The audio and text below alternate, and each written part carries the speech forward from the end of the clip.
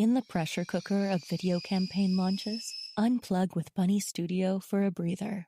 Imagine the holy grail of video creation. Your Bunny Studio One plan takes care of everything from start to finish. Script writing, animation, voiceovers, and post-production, all effortlessly flowing. You'll never miss another deadline. Visit bunnystudio.com/start to get your 10-hour free trial. Bunny Studio. This is Optimal Finance Daily, episode 2363, In Defense of the Worry Warts, by Greg Audino of gregaudino.com. And I'm your host and personal finance enthusiast, Diana Merriam. Welcome back to our Sunday bonus episode, where I share an article with you from a different podcast in our network to keep your life nice and optimized. Today's episode is coming from our very first show, Optimal Living Daily, which covers all sorts of content related to personal development. You can find that show wherever you're listening to this. And please do follow or subscribe to the show to get new episodes every day. And with that, here's Justin with the post and commentary as we optimize your life. In Defense of the Worry Warts by Greg Audino of gregaudino.com. I was recently listening to a speech given by the late, great Wayne Dyer. For those who don't know, Wayne Dyer was a very pivotal author and speaker in the field of self-development and has been referred to more than once as the father of motivation. His books have sold hundreds of millions of copies. His resume goes on and continues to speak for itself. As I was listening to the speech and enjoying myself and his teachings, there was one thing that popped out and caught my attention in particular, and that was his philosophy on worry. Simply put, Dyer insists that there is never a need to worry about anything because any object of worry falls into one of two categories, that which you can control and that which you can't control. If you can control it, then obviously you've got it handled because you have the power to decide the outcome. And if you can't control it, then your worries are senseless because there's no hope of you ever being able to alter the outcome of the situation, and you should instead surrender to that and be at peace with it. Take that in for a second. Sounds nice, sounds simple and true. As for me, I'd heard this idea before. A lot of good ideology in self-development is repurposed countless times over, usually because it's good ideology. Given Wayne Dyer's place in history, it's possible this thought started with him, I don't know. For the most part, I buy it. It's clear and it's sensible, so much so that I think just about anyone who hears it for the first time would understand it fully and breathe a sigh of relief. But I couldn't help but to think about how it would affect me or anyone else that heard it an hour later, or then a week later, a year later, and so on. I got to thinking that though it encourages a healthy relationship and mentality with our worries, the euphoric effects probably wouldn't last, and that's because there's a muddy in-between area falling into an undefined third category that Wayne Dyer didn't address, and to be fair, is probably much more relevant now than it was during the time of this speech. What I'm talking about are the situations in which our ability to control is still to be determined, the situations in which we can just about visualize ourselves reclaiming control with enough effort. This category is becoming increasingly more applicable as it's getting astronomically more fashionable to believe we can attain almost anything we want.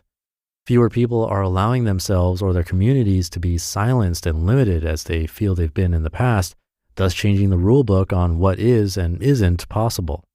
Though there is a great beauty in this, it's also quick to facilitate a new form of worry to step in, and that is the worry of, how can I figure out a way to turn what's out of my control into something that is in my control? It's this type of worry that keeps most people up at night and bridges the gap between the controllable and the uncontrollable. It is the question of our own ability to overcome. Let's go to an example. Since I'm feeling lazy today, I'll use one that I'm all too familiar with from my own background as an actor. Let's give our example a name. We'll call her Donna. Donna is an actress who lies awake each night, tormented about the uncertain future of her career. She can't snap her fingers and have the career she desires, so it's not in her control. Like all actresses, she's been told the truth 1,000 times, that it's out of her control. She's been told it's not about her talent, but being in the right place at the right time. She's been told there are literally hundreds of thousands of other actors trying for the same career with not nearly enough parts to go around.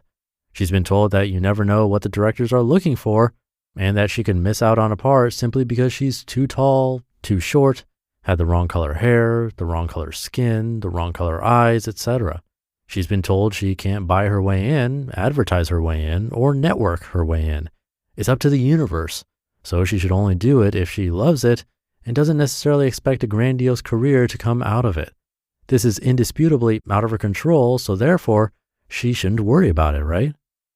Well, caring breeds worry, so as her desire grows, so will her worry. And since her feelings are so strong, they can and will overthrow logic like Dyer's, as many strong feelings do. Her worry becomes not about if she can control it, but how. The thoughts keeping her up live in that third category. They're thoughts like, do I put my morals to the side and sleep my way into the industry? Do I start to film my own stuff that I can star in? Do I create a bigger social media presence? Do I go knocking on more doors and cold calling higher ups? This kind of busy work may fractionally improve Donna's ability to manifest her dream and therefore give her more of a feeling of being in the driver's seat.